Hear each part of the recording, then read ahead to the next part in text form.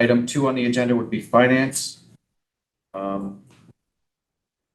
And under finance, internal financial controls document.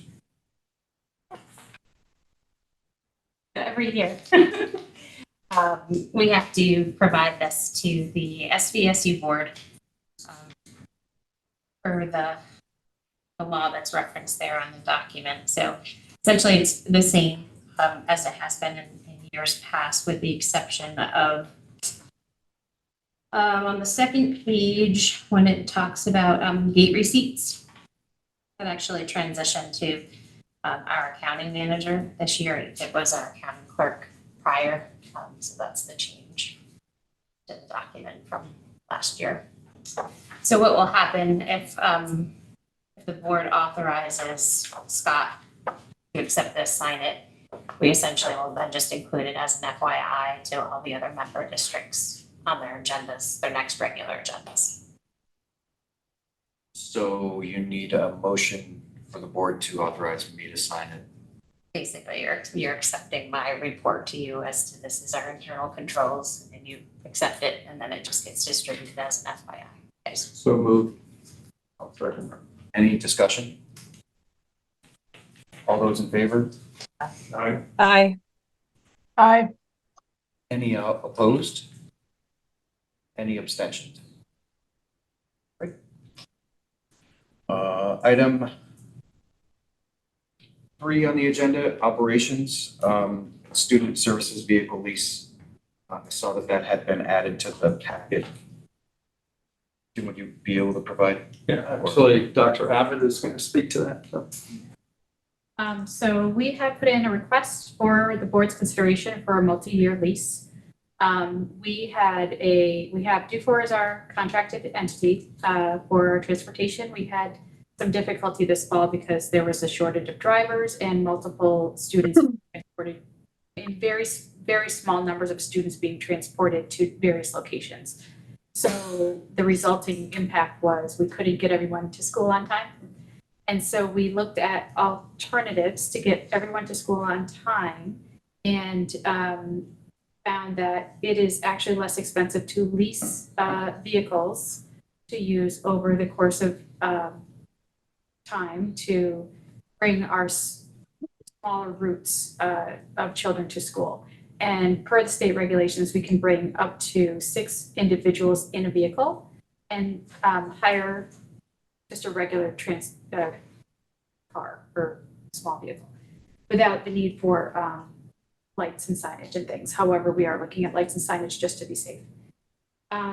So this request is basically to enter a 36-month lease for 2 separate vehicles to allow for student transportation. This would be in summary a cost savings because of the cost of the Dufour transportation, but we have to request special permission from the board to engage in a lease over 1 year. There's no such thing as a lease less than a year. So that is the request.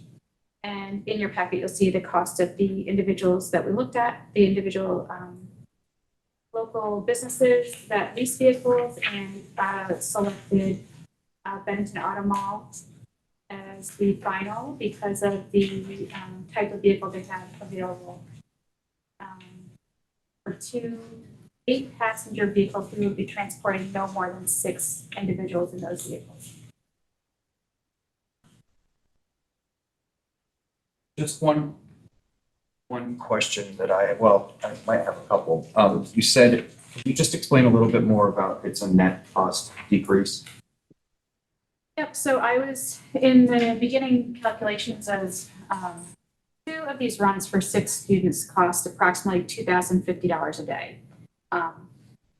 Because even though it's just 1 student, it's a full bus going an hour away. So 1 student's transportation was costing, the calculation was $178,000 for the year we're due for. So with the cost of the lease, 2 vehicles will be $55,000 for 3 years, plus the driver, which is approximately $20 an hour. So it'll be a cost savings of approximately, gosh, I can't do math that fast, Renee, help me. But it'll be significant. at $20 an hour, and we're paying them for the So- day up there, or they're going back and forth? So if I can just do a quick calculation, so approximately $20 an hour, it's to and from Rutland for one route. So that's 4 hours a day.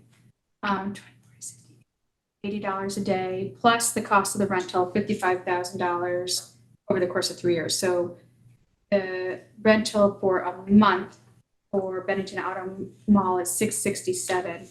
If I divide that into by 30 days, that's $25 a day approximately. So $80 is $100 a day. It's 2,000. Instead of the two buses were 2050, so one bus was $1,000. So it's a significant cost savings. And so if this driver goes to Rutland, they're paid for the 2 hours of driving, but are they coming back? They're going back and forth? 4 hours of driving. 4 hours of driving, so they're coming back to Bennington. There you go. Up And then and go back. back. I'm back, 2 hours. One stop.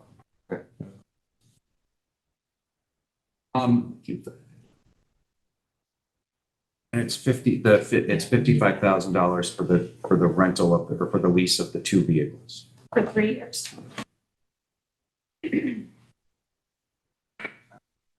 Less than $20,000 a year. Plus personnel costs. Correct. Okay, I think you had other costs in there too, like insurance Insurance. Insurance. and That's- registration, but something else. So the lease is actually a little bit less. But not Well, gas, you've got right? maintenance. Not gas is not. Is there maintenance additionally? Yes, the auto mall will do the maintenance on the vehicles, but that will be an additional cost. And we're hoping just we have a, Put it in the lease. correct. Is just oil changes and things like that included? It's just, it's extra, whatever. Yeah, we have a small built-in fee for the additional cost of the expenses, registration, insurance, toll cost. So we do expect that there will be a fluctuation because we'll need tires and oil changes, Yeah. gasoline costs But this is versus a cost of $2,000 a day? for 2 for vehicles. buses. $4,000? So currently, there's one vehicle going to Rutland that total contract cost was $178,000. Oh. So when I calculated that, there's You approximately. don't actually have to lay it out, there's clear difference. Yeah. It's substantial difference. If I could just ask a finance question, and that is, when you lease, you turn it back in at the end and you get nothing back. If you purchase, sometimes it makes more sense to purchase. You sell it at the end of your 3 years, but you get something in return for the sale, and then you go and purchase again. There's always a little bit of math that plays out there as to which makes more sense. Did we ever get an answer whether the VSU can actually own a vehicle? You can't own a building. Yeah, well, I was going to pose that question because I know we were looking into it. I don't know if we ever got a response, but it's a property, although it's not real property. I know, yeah, real property we can't, but I haven't explored the statute to see. I would think that we probably can, given how there was a change under Secretary Holcomb about transportation and transportation costs moving to the SU That's level true. and several, Right, so. I know that There are issues there's with small buses. fleets, but others do throughout the state, so. Sounds like there's still some details to be worked out, but you're just asking permission to do this or perhaps settle on the rest of the details at the same time and come back to the board, but you need authorization to go ahead. To lease the At vehicle. least the vehicles is all we need the authorization for right now. I'll make a motion to approve the lease. Good question. What type of vehicles are we looking to lease? So these are 8-passenger vehicles. They'll follow regulations under for buses. So I think They don't have to, they're under the number. they the number. That's on my step up. You Thanks. can transport up to 6 humans in a personal car even, as long as it's, approved by the licensed and inspected in Vermont. Well, I don't I'll know if make it a hurts motion. unless she made the motion. I did hear, thank you, Wait, Celeste. did we have a motion already? Celeste made the motion, do we have a second? I'll second it. Any further discussion? All those in favor signify by saying aye. Aye. Aye. Any opposed? Any abstentions? Okay, thank you. Thank you. Thank you. Moving on to the consent agenda which within it is minutes, warrants, leave of absence, retirements, resignations, and nominations. There's action requested to approve the consent agenda. Unless there's any opposition, we'll just do it all in one motion. So moved. Second. I'll second it, but And then we have a motion, we have a second. Any discussion? well, just on the resignation, we have an employee for over 30 years. that I would like to make sure that we get some recommendation to them, acknowledgement personally to them from the board Yes. for their services to this SU and the high school. Yeah. Is that something you can? That's how Mel. That's me. That's you now. Melissa, It's a problem with being on three. Who's the clerk? One of them I am. That's what As you know, Katie, that's Melissa. you can reach out to Katie West for assistance with that. Thank you. That's great. Do you want to mention the person that we're so honoring? What comment come in? It was. Well, I'm just saying, Miss Katie, Oh, no, okay. Melissa Doherty. What's the story? Okay, so any further discussion? Scott, this is Nicole. I just had a question. I've noticed on this particular consent agenda and in previous ones, there are resignations that are listed without resignation letters attached. Is there a rhyme or reason to why we don't see all of the resignation letters? We don't always get resignation letters, and I don't, Okay, yeah, more often than not, we don't, other than like maybe just an email, but okay. And I know All of these were present, sometimes it's though. in HR. Yeah. Sometimes there's something else Else. that is personal. personal, so HR makes the decision not to put it in, yeah. But if I. But they're all on file that if a board member wanted to go read it, they could, if there is one. But all three of these are present on this website. As part of the packet, yes. Right. Any further discussion? Okay, all those in favor, please say aye. Aye. Any opposed? Any abstentions?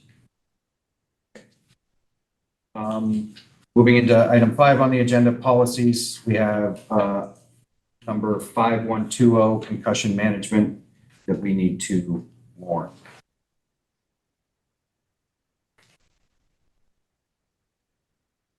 Yeah.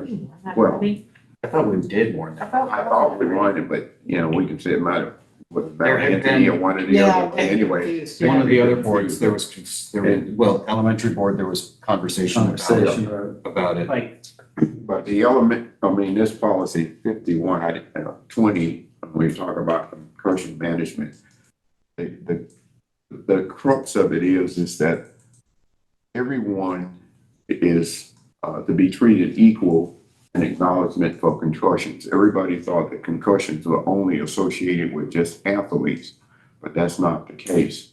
And so this policy speaks to the fact that you may have a kid at home that have something that happened that comes to school.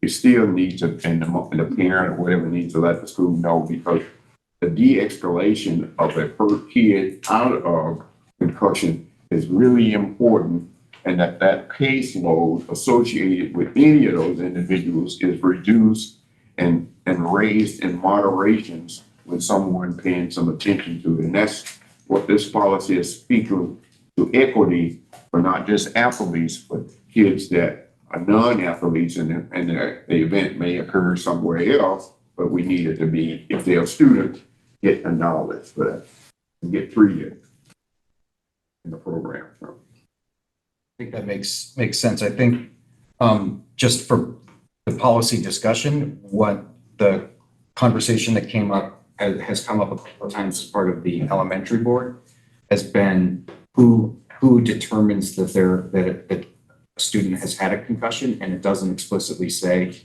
in the policy who can make that determination, who has the authority to make that determination. And so that's why we didn't. Yeah, because we have Move on. listed as like, you know, the doctors and those people in there. I think even athletic trainers listed. But besides that, who's the other qualified individuals in school? Like in elementary school, there's not an athletic trainer who's a concussion protocol. Right, but. So who's to make that recommendation? So that responsibility, really, if it's not in the school system, and it's not associated with the sport, then if you, in an elementary school, and you say as a kid walking to the wall and get knocked out, somebody's got to see them. And that, if they, all of our instructors and so forth are supposed to be trained on observing and understanding when someone has occurred some and provided some symptoms or signs of a concussion. And at that particular time, they should be seen by somebody, a doctor, what it says. And the results will come back and says, yes, they did or they didn't have something. If they did, then that parent should notify the school or whoever that they had one. And they had medical acknowledgement of that. Yeah, if the teacher itself at the playground, somebody falls and they cannot, respond, the teacher gets to report that to the school system that says there are signs and symptoms of a concussion. With that, there is a protocol that you're supposed to have somebody see that kid. And that's a medical person that they talked about in there. And if at the high school level, somebody, they get to see the trainer that we have to follow that protocol. But there is things that talk about concussion, what the process is that you go through. And I just mentioned some of those, a reduced caseload. Reduced amount of studying, how much the kid can do. It gradually comes on. So that honors will be at the middle school or elementary school to be responsible for making sure that, hey, we have a kid here that has something happen. And now we got to make sure that we follow that process. So I think that the question is, a kid hits their head in the wall and bent out. They pass out and get knocked out. Paul, what's the procedure from that point on? The teacher recognizes it, then what should they do? Do they call the parent and say, your kid might have concussion, you should be checked out? I think that's what the sticky point is, that if it's a soccer field, the kid gets hit, they see stars, they get pulled off the field, and concussion protocol is run through the athletic trainer or the coach. And it's up to that, and it stops there. You do have a nurse. You got a nurse at the school. Yeah, that's right. But the things that you're asking about is not the policy piece. It's a procedural piece for each individual school. You don't want to be, I'm not going to try to name somebody at this school, that school, or whatever, whether it's the custodian or whether it's the parent. The policy is in place and the procedures that you're asking about. So if you want to ask administrators to say, hey, what happens at this level? Provide me some standard concrete procedures for that. That's fine. Or that's not, the policy has what it needs to have in it to cover everybody. So how do we know we don't miss a kid who hits their head and they don't get checked out? How does the communication go from the playground That's to the parent? I think That's the procedure that we're talking about, that you're asking about. That's not in the policy. That's the procedure of the school and with and their relationship with the parent. But somebody, and that's getting that information to us, to the school, and then you follow that process. I think that's something that, Jeff, from an elementary board perspective, we can address individually, because it, like Leon said, it's going to change by building. Yeah. Maybe slightly, maybe substantially, not likely, but it'll change by building. So I sort of missed some kid with a head injury. no, right. Then we Nobody find out does. 24 hours later. Like, I think it's that middle piece, like, after being seen by the doctor, that makes sense. And a soccer field, the kid goes down, they get checked by the coach or the athletic trainer. That makes sense. Who's doing it within the school? For me, that's the part. I just want to make sure we don't have a gap between incident and.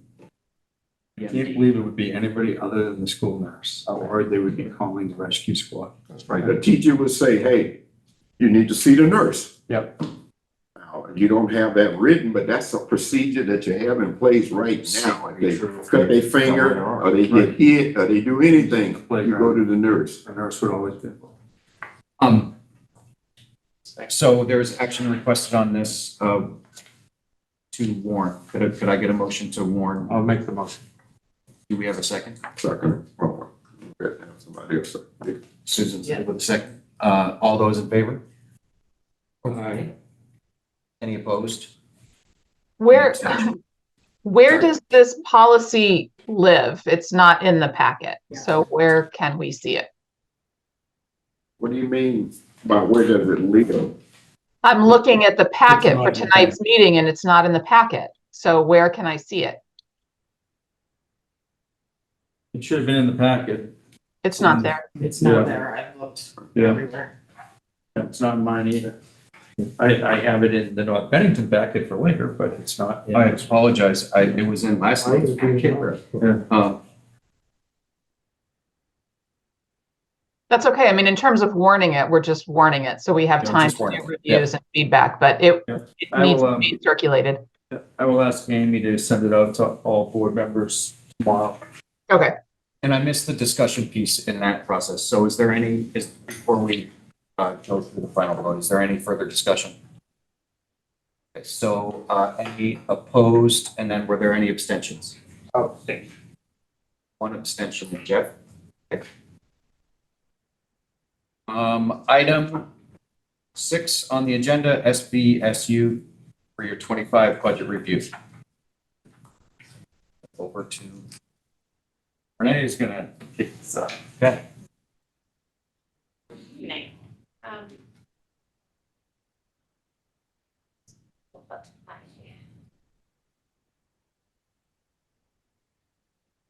So before we jump right in, I want to explain what is in the packet for those of you here in the building.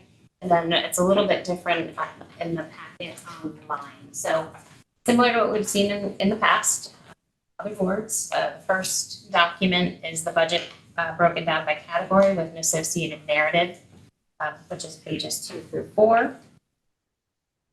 Behind that, pages 5 and 6 is the budget broken down by department or function. And then there's an associated narrative that goes along with that, pages 7 through 11. And then in the online version that has the budget with a little bit further detail, so it's by function, and then it has the categories underneath each function as well.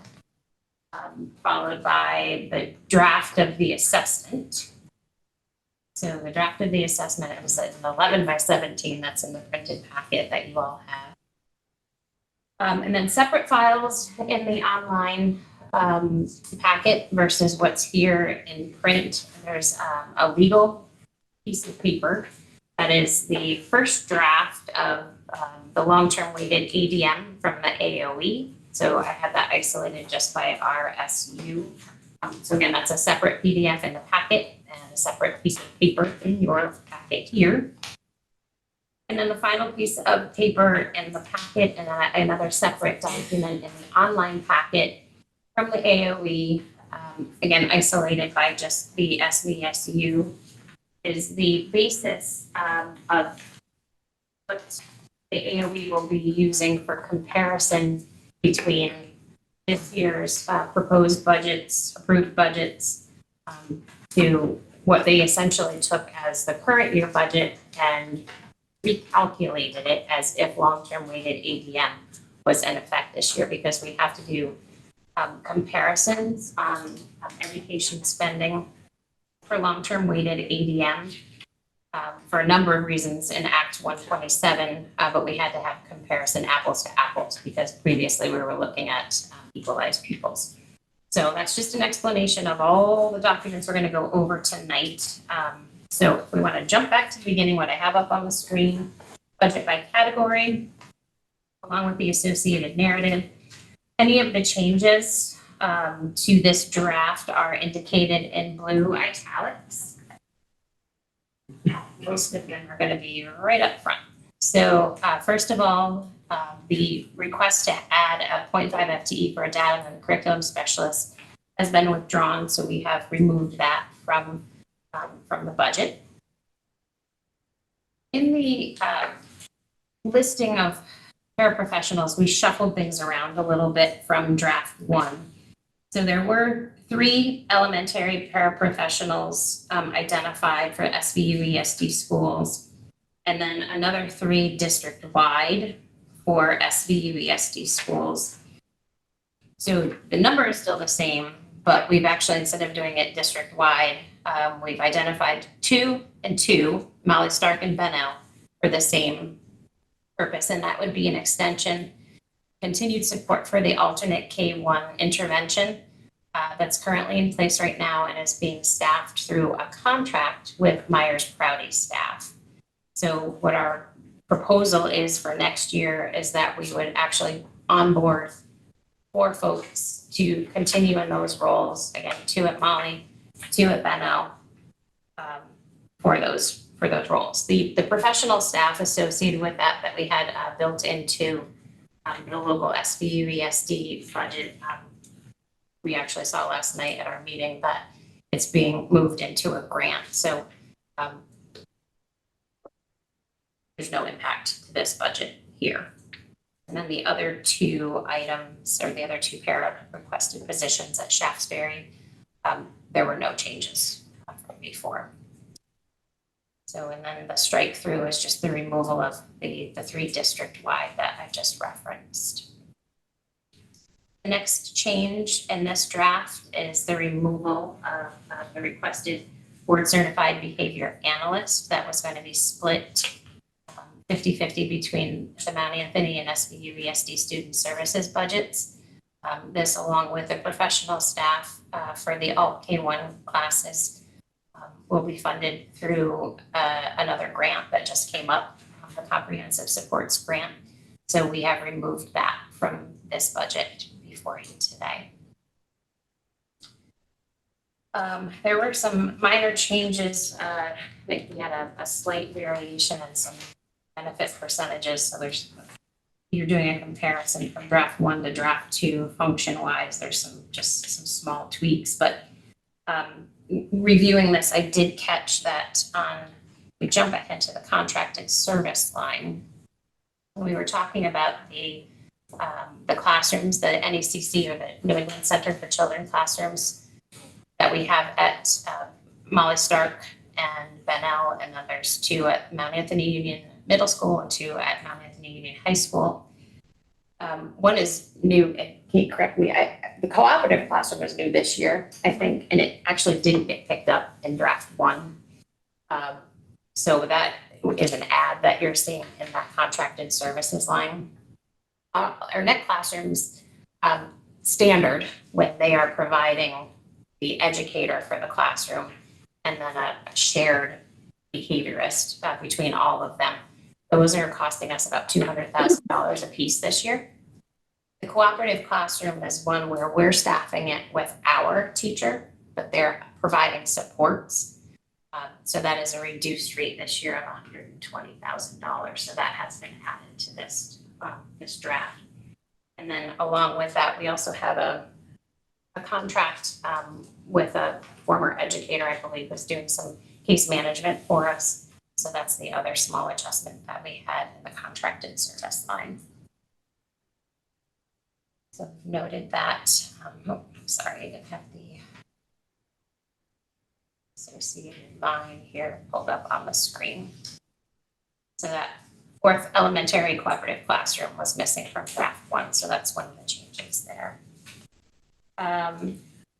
And the audit, when I reviewed those recently, the fee that we're paying for the fixed asset management, it was short by $625. So I added that to this budget because that is pretty much a dollar for dollar assessment that we pay. Another change, we actually did get the information on what the pre-K tuition is going to be next year. We projected a little bit low, But it will be $3,884 per pre-K student. So that adjustment has been made in this budget before you, and I think captures pretty much all of the changes from draft one. We said at the last meeting that we wanted to take a look at assessments tonight, and I do apologize in advance that this document that is in your packet, and I believe it's the final page of what is on mine in the PDF. This is really a working file, so it's a little bit challenging because there's a lot of data on this, but you really need to start kind of in the middle of the page where it says total SVSU expenditures. And I did leave the row numbers and the column headings on that for reference. So looking at row 19, total SVSU expenditure. So this is linking directly to the SVSU budget sheet that we have. And clearly I broke something today, because when you look at, scroll all the way over to column U and that total, my total on the assessment sheet is higher than what the budget is before you today. So tomorrow, when Alice gets back to the office, we'll make sure that we get the links corrected. But essentially this assessment that you see is actually higher than what the budget is before you. So when the links are fixed, things will be reduced. So okay, starting from that row 19, that is total SVSU expenditures. Then we work up.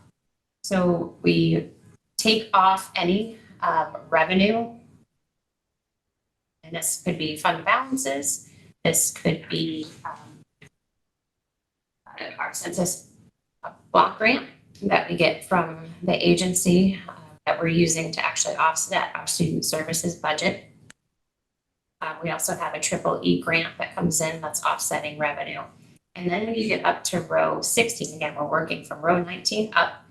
Row 16 is the total assessments, and that's actually what ends up going out into the individual member district budgets. The rows 11 through 15, as you work your way across in each of the columns, identify the projected assessments based on this draft of the budget that you'll see in your local budgets when we're reviewing them. The administrative category, column B, I do have a notation here that that's not just the admin budget, but it also includes our costs for the SVSU treasurer. We have a small budget in under the Board of Education, which covers our VSBA membership annually. And then there's a small amount of, I think we have $500 in there to cover travel costs associated for board members to attend the VSBA conference. The legal and negotiations line are also included in that admin column, along with the superintendent's office budget and then the central operations management. Pretty much all of the other columns you see as you're working your way across are pretty much one function. Curriculum, if you're looking on your budget by category, it's section 2212 is curriculum, but along with that is 2213, which ends up being our tech integration specialist.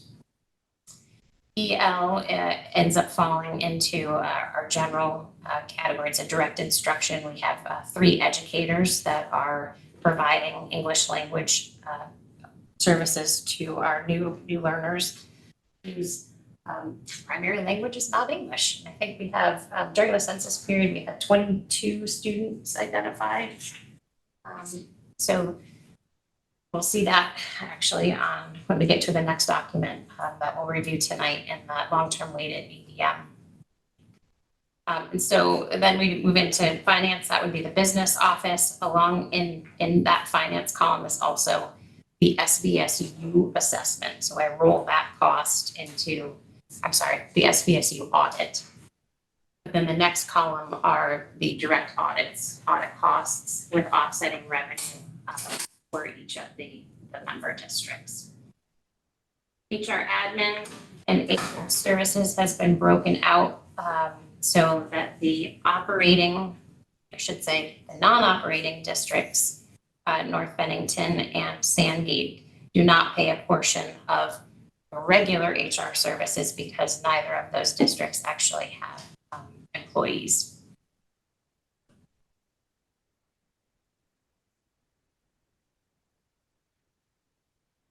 All right, hey. Barb's in the way, so I can just keep my.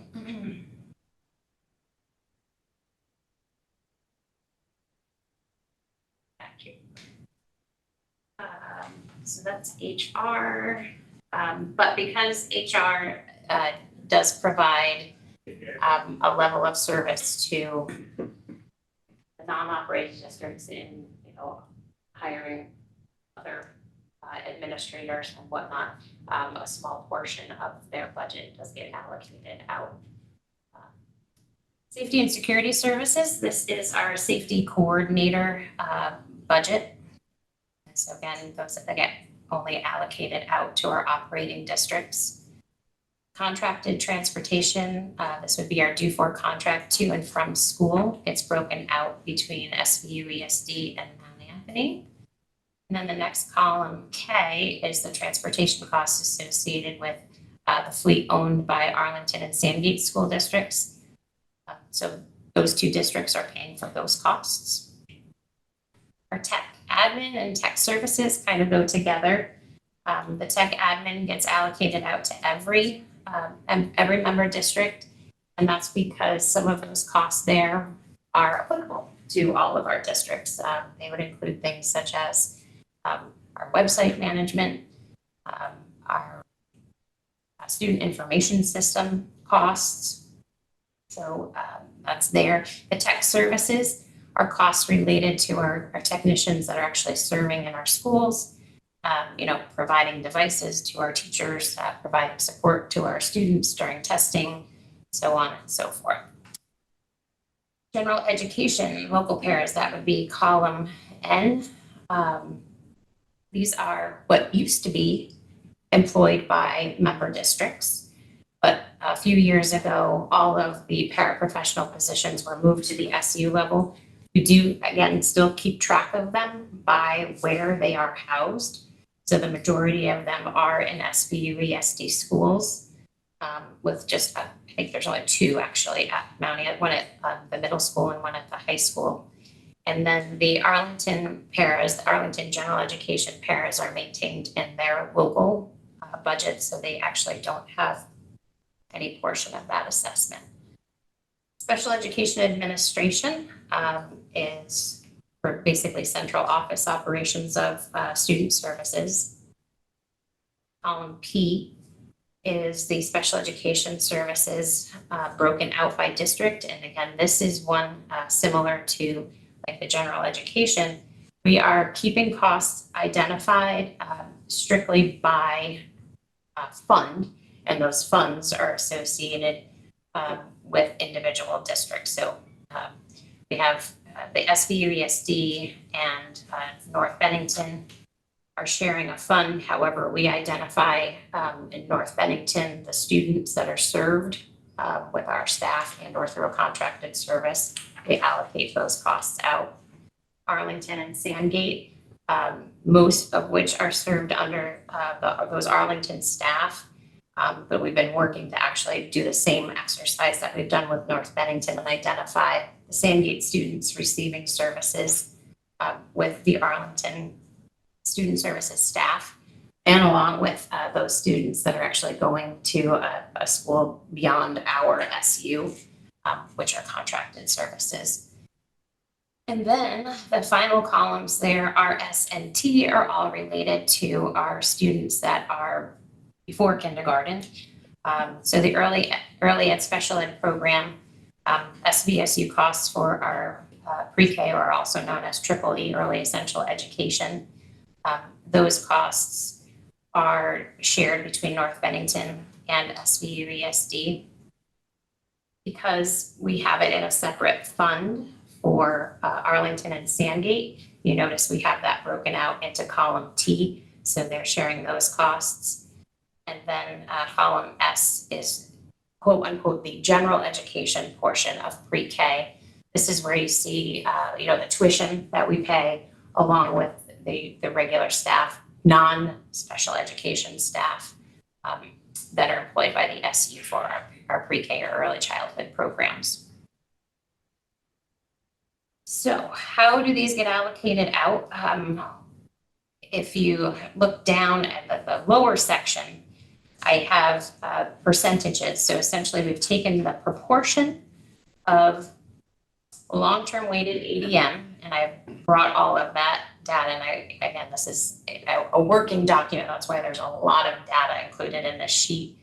But essentially all of these numbers, depending upon the category, filter up into the columns above. But each of the columns are associated with the costs way up at the top. So in particular, column C, if we look at rows 11 through 15, we notice that North Bennington and Sandgate have no cost associated with curriculum because they don't operate public schools. So down here, the corresponding breakout, those are zeros. So that's how this is all flowing. And then, these numbers here are basically pulling from the data below. So where do these numbers come from? Well, that is the file that came from the Agency of Education earlier this month, which isn't very pretty on the printed version, but it's definitely more colorful on the version that's in the packet. Again, this is just isolated for the SVSU. When we get data files from the agency, we have every single school district and SU across the state. So try to make them a little bit more manageable and just narrow them down. The reason that you see Bennington in a couple of locations, along with Pownell, Shaftesbury, and Woodford, they haven't necessarily updated their files from year before when when those elementary districts actually were all separate. So you can see there's no data all the way across on any of those rows. They've since been transitioned down here to rows 79 through 82, which basically encompass and become data for the Southwest Vermont Union Elementary School District. Then we have the Mount Anthony Union High School District broken out by all the member towns there. There's, again, just a lot of data, but essentially all of these numbers I take and build into the assessment sheet, and then the proportions are broken out to allocate those SU costs. Final thing before I open up for questions that I wanted to share tonight is, I have it open. Bear with me for one sec. This is the document that I mentioned at the beginning that came from the agency. It is basically the revamp of our FY24 costs as the base that they will be using to compare our FY25 costs. Here's my screen.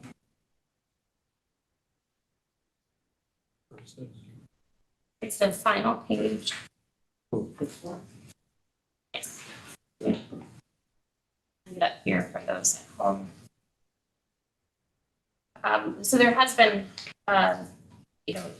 questions or, trying to identify, costs in comparison to how we kind of rank with other districts across the state.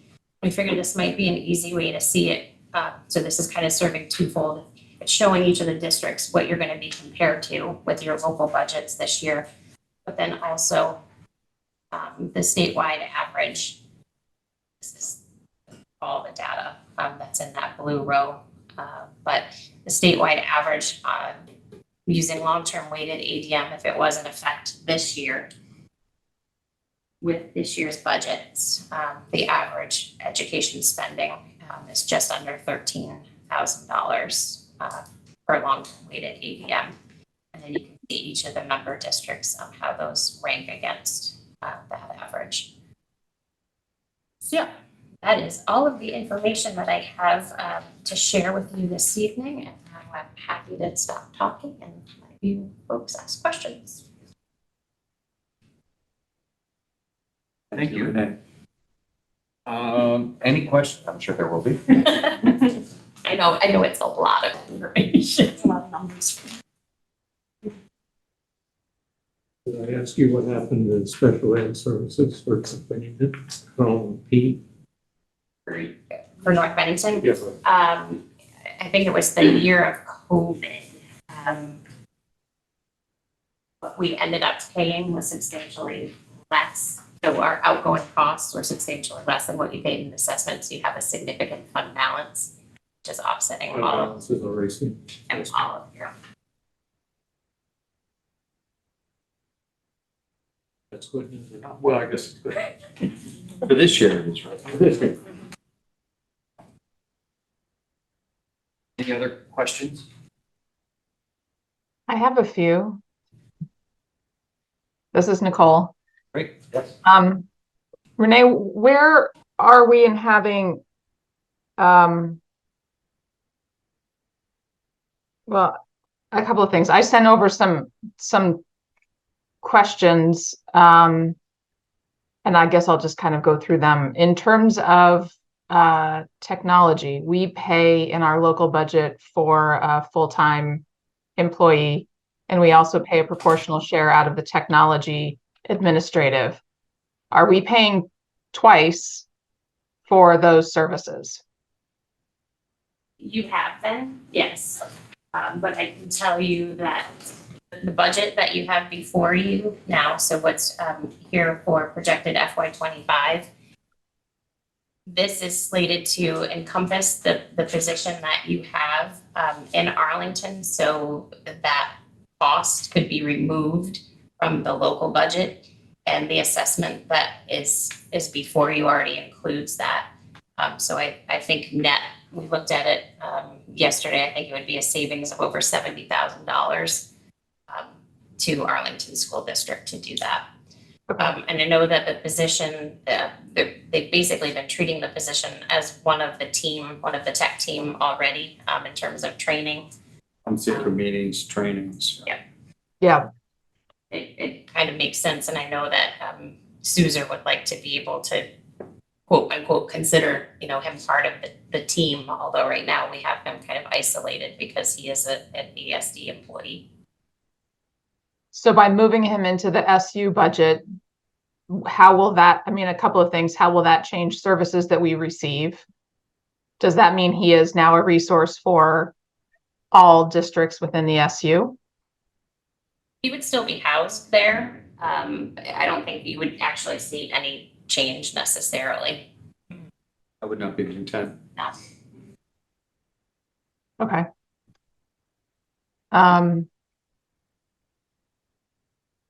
agree. He would find it beneficial because of the additional resources that they would have access to help assist them in their position.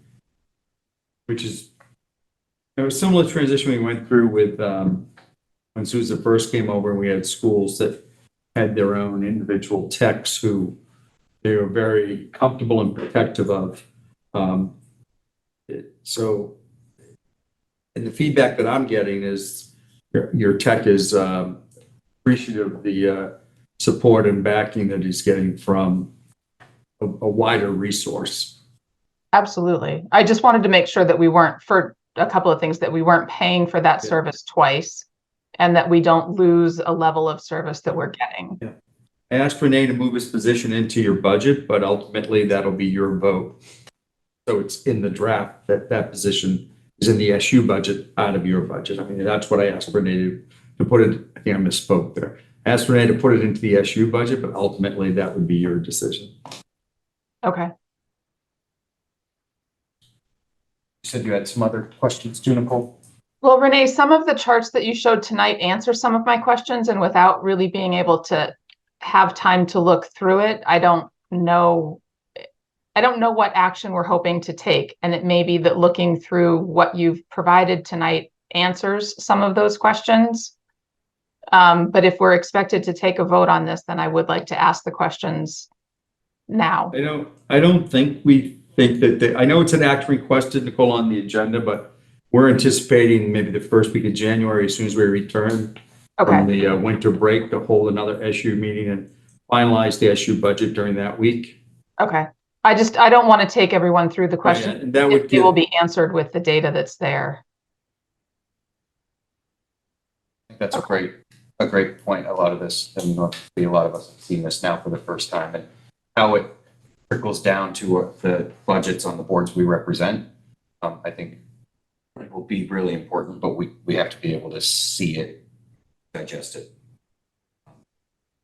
So that puts us to a conversation about scheduling for, I'm sorry, I do have one question that was not on my list that I just want to make sure that I understand. In the document that you presented, Renee, there's a facilities and operations budget increase that's kind of doubled.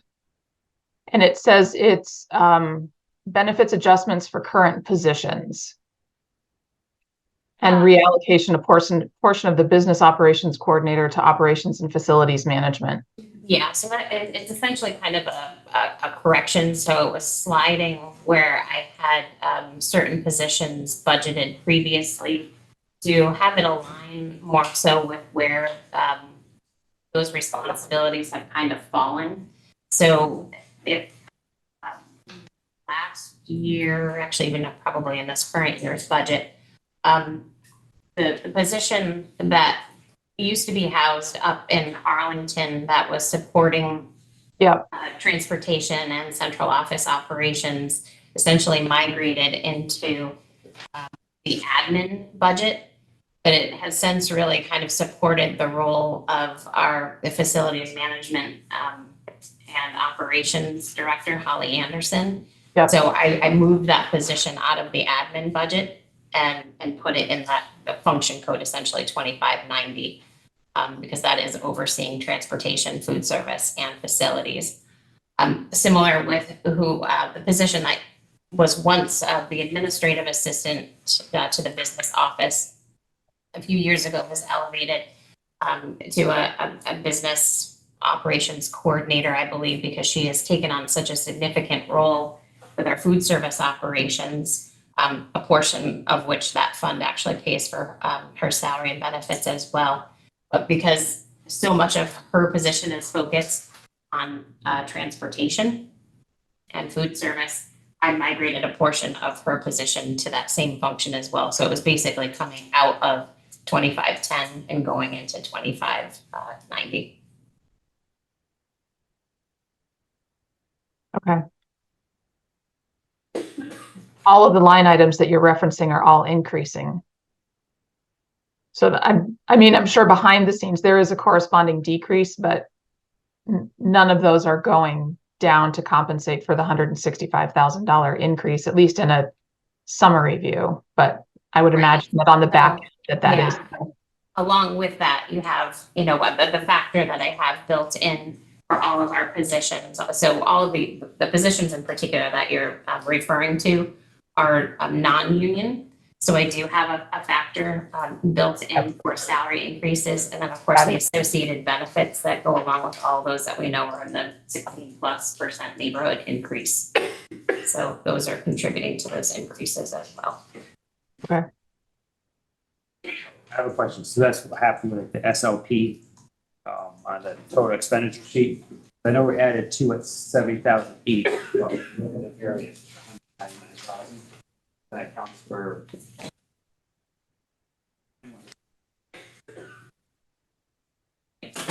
that's, raises, jumps in health insurance. But it's all Essentially, factors. we know, the personnel that we have now, we know what they're electing for benefits, so we kind of project that they're gonna stay where they are. And then the new positions, kind of a shock, but kind of like middle of the road. For most of these positions, all that's built in as worst case scenario right now. So for some reason, they come down to 12% versus 16, see all those drop. We won't see that. That is a very wishful thinking. Yeah, it's a very big. I don't know what the history is of the rates dropping from what is first announced. I haven't seen it, the health insurance, so. This is a, I guess long shot or Hail Mary. Have we ever looked at changing insurance vendors from Blue Cross? Because I think they have Blue Cross Blue Shield right now. You ever thought about looking at contract like Cigna, or is that an option? The health insurance is statewide, we are all in the same You're in the same plan. boat. Yeah. So you're kind of stuck in Blue Cross Blue Shield. Yeah. If the state decided to change the vendor, then that would change it, but we don't have any control over it. I can tell you that they have been, holding discussions at the Vermont Education Health Initiative, VI, who manages that. They're kind of the middle person between Blue Cross Blue Shield and the NEA and the negotiations. But they clearly, when they changed the health plans years ago, the thought was that in making them like consumer directed high deductible health plans, that costs would be managed much differently than what they are. But what they found, because of the statewide negotiations and the NEA still having the employer pay first, costs have continued to go up. I think their hope was that employees would pay first, and there would be more thought before seeking care. But that hasn't happened, so costs just continue to escalate. So they are looking at the plans and potentially, changes coming in the future, but I think they're locked in through the end of calendar year 25 with what we have right now. So moving to, I think, kind of next steps. What's worked well, I think, what on some of the other boards is if anybody has particular questions, you can email them to me and I can get them to Renee in advance, well in advance of the next meeting that we have, which is It'll be Wednesday, January 3rd, if that works for Renee. Wednesday, January 3rd work for. Because the next Tuesday will be the Union Elementary Board meeting, so we'd really like to maybe Have this done before, Have this button it done, up before yeah. the elementary board. sole budget meeting agenda. The 3rd, if that works for everybody. And if it's enough time for it. As we come back the 2nd. Yeah, I mean, unless there are, directives that I receive that in some way, shape or form, this evening, it would be the same budget essentially I would be presenting at the next meeting. And then if there were changes, then it would be a short window to turn things around, but I'm sure I could get it done before the SVU board meets. Great, sounds good. So if I want to ask a question of Renee, I should copy you. That would be Or great. you want, or you? I'm happy to field the questions and distribute them to Renee, or you can And the other chairs have been, collecting that. The other chairs have been collecting. like, MAU Yeah. meeting is next Wednesday night in budget, and I know that Stephanie Mulligan has told me that she does have questions from board members. She'll have them all compiled for us Okay. by tomorrow, for the My Thursday question before the would meeting. be for my board, so. Yeah. Yeah. Concerned with the Union What? Elementary. You can email yourself. Renee, Just- when I look at the budget summary and the FY 23 actual of 25,486, the budget amount was 30,376. Without knowing what our actuals are for current, has that been, I don't want to say consistent in being that much under budget?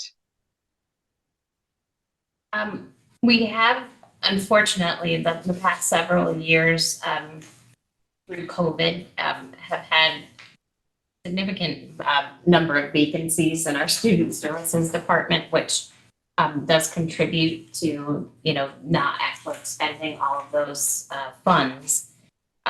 He tries diligently to get all those positions filled, and then oftentimes we actually have to look at contracted services. But it is a lot of those vacancies.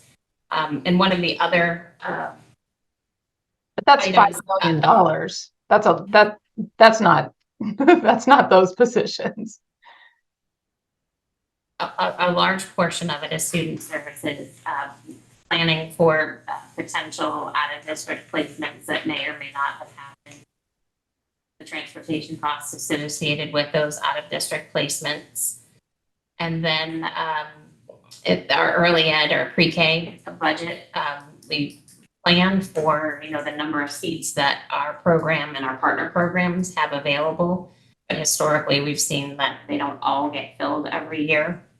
This current year, we did actually scale them back a little bit. But when I look, and you can probably see it on the budget stat report, that we basically have encumbered just about every dollar we have in that pre-K tuition line, planning for all of those seats to get filled. But if, it continues as it has been in the past, we'll have, a chunk of money left in that line as well. So those tend to be the biggest drivers of what carry from year to year. Okay. Is there a single place where we could look and just see what those items are? A Budget versus actual. summary of those lines? The budget, Line 18 is a summary. Category of the- I mean, we should be able to just look at what the budget versus actual was for 23 and see where those differences were.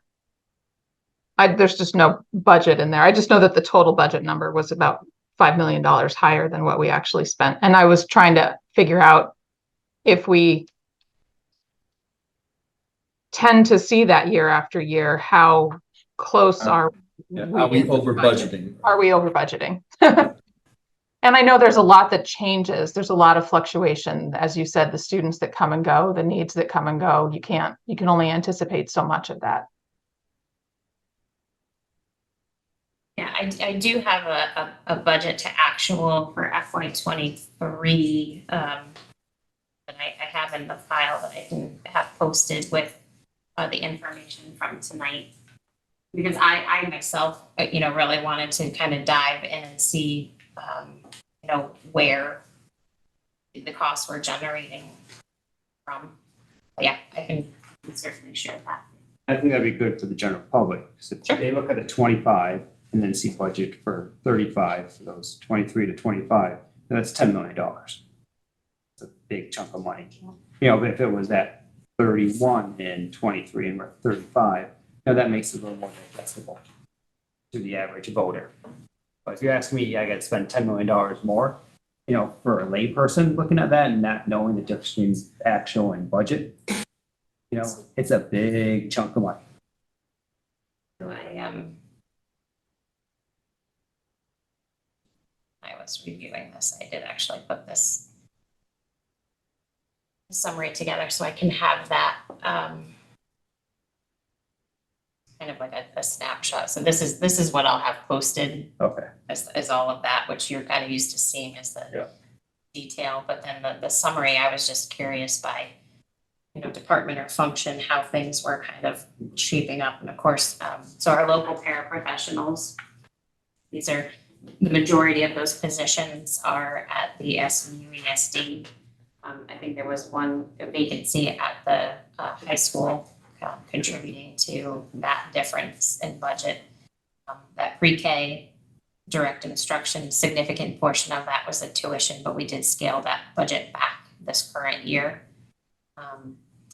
As I said, the special education and early education, special education budget is significant. Admin kind of encompasses everything else in our general fund that I didn't break out any other way. So it's, inclusive of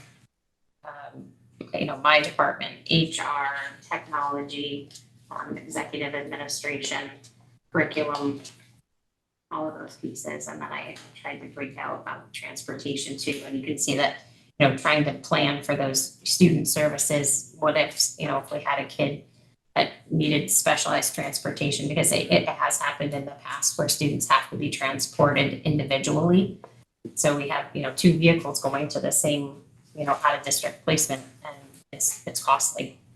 I mean, this would be nice to know, because then we can kind of take a deep breath and say, okay, potentially we're looking at budgeting 16% more than we actually use. This is helpful though, Yeah. but I still, is the $3.1 million difference in line 6, is that people? Is it? It's a combination of many things, so it would be the salaries, the benefits, the contracted services, tuition, transportation. So when I, give this to you, it's not just gonna, and the reason I put that summary together is Okay, so because it's gonna be in several different places to see it, so it's not just in special education.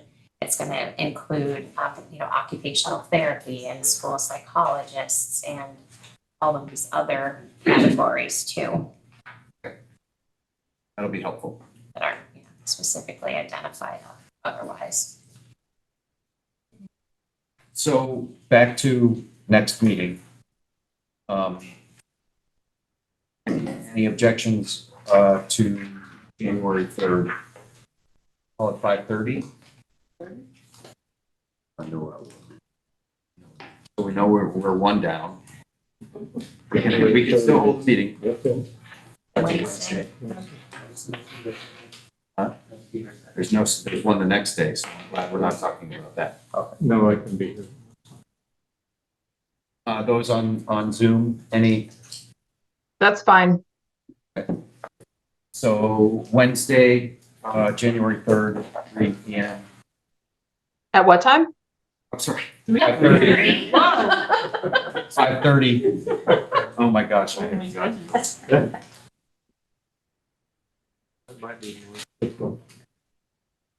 Sorry, what's that? 3 p.m. would be difficult. Would be difficult, all right. Well, we won't hold it then.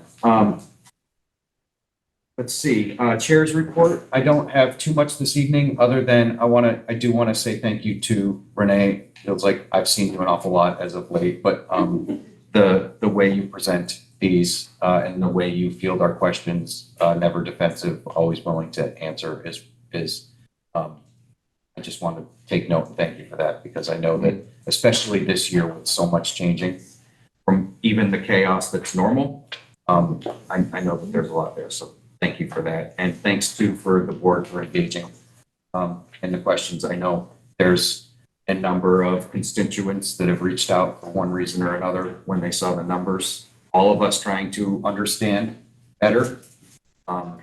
And I think that's how it goes back to just the willingness to get the questions answered so that we can do the right thing, do the best thing on these meetings, and then also on the 3rd to prepare each board for going and doing what they need to do. So thank you. And that would exhaust the agenda unless there's, any other business.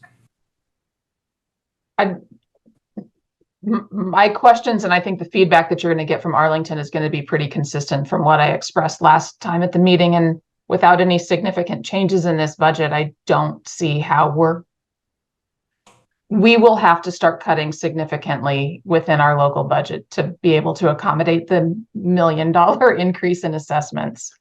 So if what Renee is saying is that we're going to come back on January 3rd with essentially the same budget that's in front of us tonight, we will still gather our questions.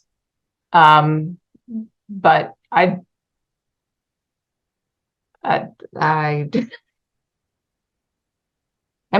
just very concerned. So I haven't had a chance to look through each and every one of them, as you can probably imagine. Yep. Have an understanding of how Arlington's budget or any other, but the elementary school budget for that matter, is going to be impacted differently than how we saw it the last time. So. Yep. And I think that's part of the time that's needed for this next one. Yes. I just have one, well, small question, a very small amount of money, but did you explain why the line 19 under column U figure doesn't jive with the figure on the total expenditure? I noticed that when I went to print it, and I think either a link didn't update, Okay, it's only a couple $100, so. but it's, I mean, in this budget, that's not even auditable. I think all around here. sometimes funny things happen with these because I have so many documents linked to others that if you open them in the wrong order, the links Stuff happens. break. Yeah, so, You'll fix it next time, right? yes, I said when Alice gets in the morning, I'll be sure that it's right on. Any other business?